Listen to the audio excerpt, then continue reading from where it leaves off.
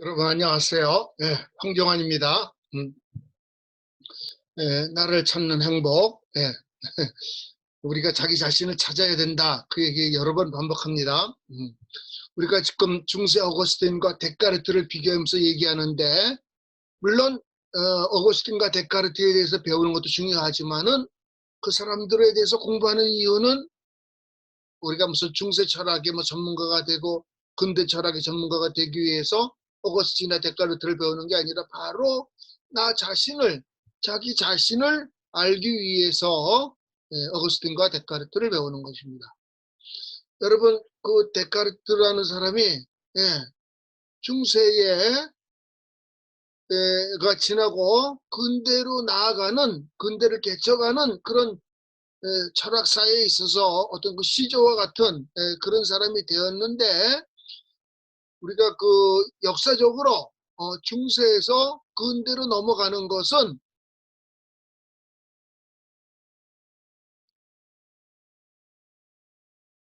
잠깐만요.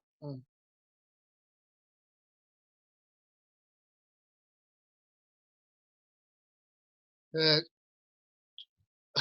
화면이 좀 안 잡혀서 미안합니다. 중세에서 근대로 넘어가는 것은 중세에는 교회와 성직자 중심의 그런 사회라 그랬어요. 교회와 성직자가 이제 권력을 갖고 있는 그런 사회였었는데, 중세 말에 이 성직자들이 이렇게 그 도덕적으로나 지적으로 이렇게 뛰어나지 못하고 일반 사람들한테 그 실망을 주게 돼서 더 이상 성직자를 의존하지 아니하고 스스로 사람들이 자기 삶을 이렇게 개척해 간 거, 그것이 바로 근대다. 그렇게 얘기를 했습니다. 자, 그러면 여러분 여기서 우리가 뭘 좀 생각할 수 있는가? 우리가 살아가면서 나를 찾는데 다른 사람으로 말미암는 실망, 이때 조심해야 돼요, 여러분. 되게 실망하면 어떻게 됩니까? 솔직히 우리가 좀 분노하게 되고 화나게 되잖아요, 여러분.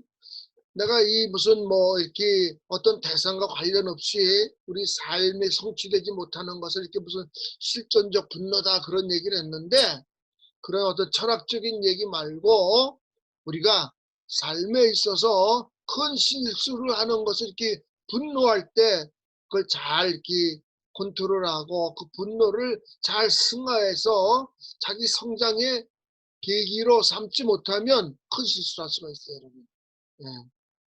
좀 안 좋은 예를 들어서 미안한데, 이렇게 교도소에 오는 그 살인하는 사람들 중에는 아차하는 순간을 참지 못해서 그래서 그렇게 오는 사람들도 많은가 보더라고요. 그런데 어떻습니까, 여러분? 저나 여러분이 나 이렇게 아차하는 그런 그 분노가 이렇게 치밀고 그럴 때가 있지 않나요, 혹시? 그랬을 때 우리가 다른 사람에 대한 실망에서 그 분노를 잘 표현하는 것을 배워야 나를 찾아갈 수가 있는 것이지. 그리고 분노에는 여러 가지가 있지만 그 분노에 타당한 이유가 있는 거예요. 그렇지요? 내가 여러 번 호의를 베풀었는데 상대방은 전혀 나한테 그런 호의를 안 베풀면은 분노가 당연한 거지요. 그렇지 않겠어요, 여러분? 그러니까 화나는 사람, 화내는 건 무조건 나쁘다 이렇게 얘기하는 사람이 있는데 정말 그런 소리, 그런 말 들으면 정말 화나는 것 같아요, 여러분. 그러나 이 분노의 그 중요한 심리적인 그 메커니즘은 뭔가, 그거는 사실은 내가 당신한테 의존하고 있습니다. 그런 거예요. 내가 이만큼 해줬으면은 상대방도 이만큼 해줘야 되지 않느냐. 그 당연한 그런 마음이에요. 그렇지요? 그러나 그렇게 안 됐다 그랬을 때에 상대방의 살아가는 모습, 그 행동 거지에 의해서 내 자신이 흔들리고 나 자신을 찾지 못하면은 이건 지혜스럽지 못한 거다 그 말이죠, 여러분. 중세의 성직자들을 의존해서 일반 사람들이 자기 삶을 개척하려, 자기 삶을 결단하고 살아가려고 그랬는데 성직자들한테 그 실망했을 때에 이 데카르트라는 사람은 근대를 개척하면서 스스로 자기 삶을 어떤 깊은 생각에 의해서 흔들리지 않는 생각에 의해 가지고 자기 삶을 개척해 나가려 왔다. 그것을 우리가 근대라 그러고 그 데카르트의 나는 생각한다. 고로 나는 존재한다라는 말은 그런 배경에서 이해할 수 있는 것이에요, 여러분. 그런데 여기서 우리가 철학사를 배우거나 무슨 철학 공부하는 게 목적이 아니고 더 깊은 목적은 나 자신을 찾는 게 더 깊은 목적이라 그러지 않았습니까, 여러분? 나 자신을 찾는 데 있어서 중요한 건 무엇인가? 예, 사람이 본성적으로 어떻게 됐는가? 그거를 아는 걸 중요했어요. 내 본성이 어떻게 되어 있는가? 인간의 본성, 어떤 공통의 본성이 무엇인가? 그걸 아는 게 중요하다. 그런데 이 길겔과 같은 실존 사상은 뭐라 그랬죠? 인간의 생각이라는 것은 그 생각은 어떤 행동을 하고 실제 나의 삶의 변화를 가져왔을 때에 그 생각이 의미가 있는 거지 생각 그 자체로만은 부족한 거다 그 말이에요, 여러분. 그러니까 뭐 아주 쉬운 예를 들면 여러분 자기가 사귀는 남자 여자 혹은 자기 집안의 가장 누구 그런 사람이 돈 잘 버는 사람을 원합니까? 돈 잘 버는 방법을 잘 아는 사람을 좋아합니까, 여러분? 예? 돈 잘 버는 방법은 많이 알지만 돈을 잘 못 벌면 실제로 얼마나 안타까워요, 여러분. 그렇죠? 제일 좋기는 돈 잘 버는 방법도 알고 돈도 잘 벌었으면 좋겠죠. 그렇죠. 그런데 굳이 둘 중에 하나, 돈을 잘 버는 사람이랑 돈을 잘 버는 방법을 많이 아는 사람, 둘 중에 하나 선택해 누구 선택하겠어요, 여러분?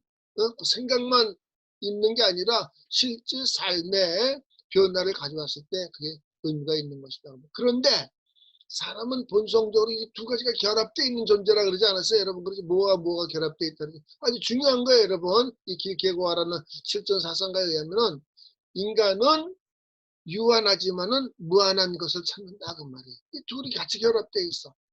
인간은 우리가 감각적으로 유한한 세계에 살지만은 생물학적 유한한 세계에 살지만은 무한한 것을 동경해. 또 뭐가 결합되어 있다 그랬죠? 필연과 자유라 그랬어요, 여러분.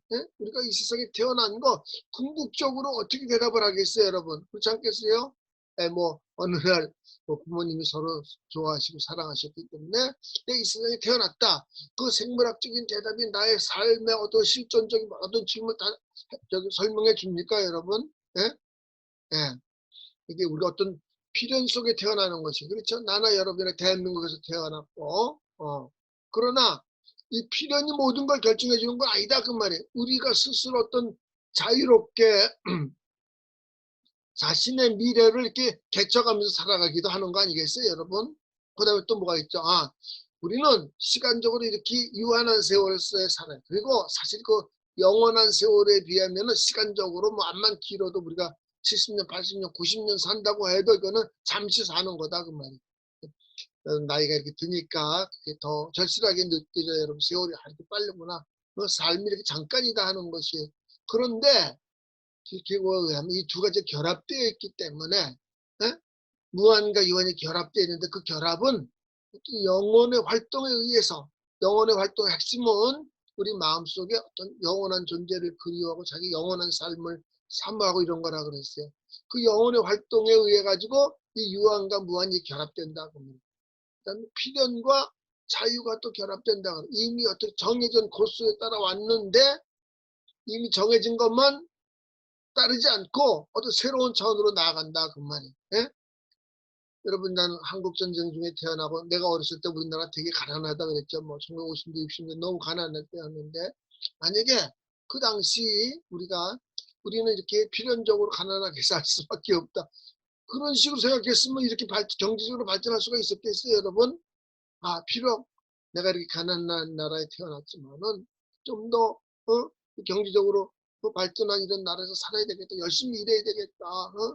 또 어떤 하나님의 축복을 바라보고 이렇게 살았기 때문에 우리가 이렇게 이만큼이라도 이렇게 발전한 거예요, 여러분. 지금 먼저 우리가 거의 선진국에 와 있는 것 같지 않아요, 여러분? 예.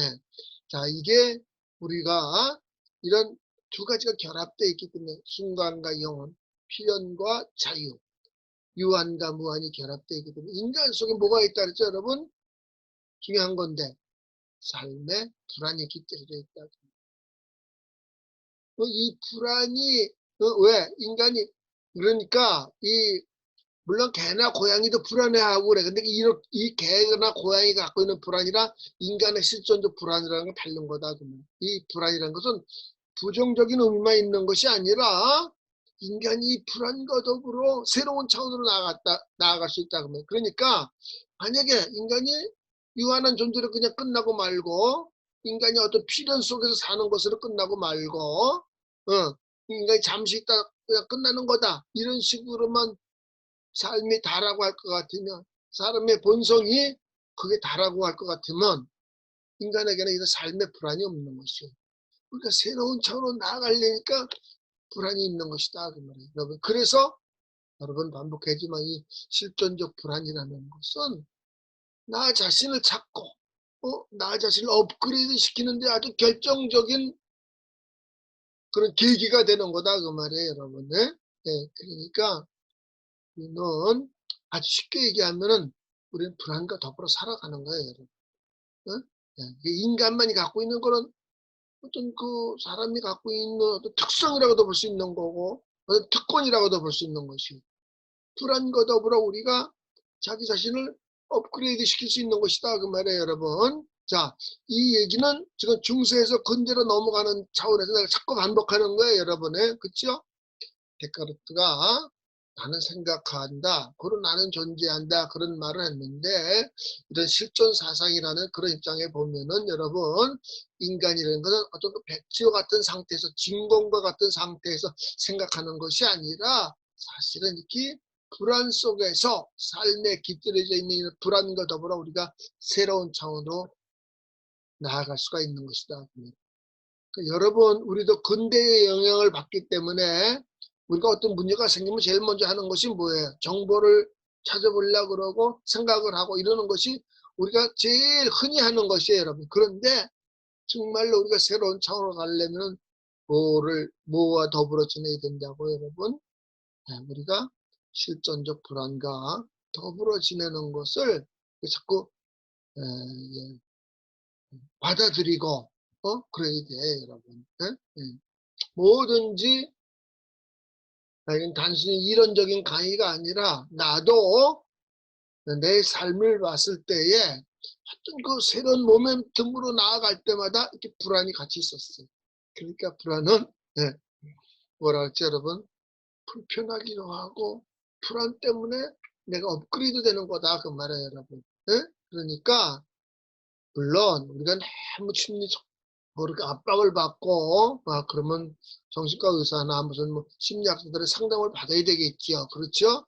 그러나 우리가 삶의 새로운 차원으로 나갈 때 이렇게 불안 그리고 어떤 그 본질적으로 영원한 존재와의 관계가 형성되지 않으면 우리가 절망할 수밖에 없는 것이에요. 여러분. 그러니까 절망이나 불안이라는 것은 다 우리가 새로운 차원으로 나아가는 결정적인 계기가 되는 것이다. 그래서 여러 가지로 내가 말을 바꿔서 얘기해서 손님같이 받아들여야 된다.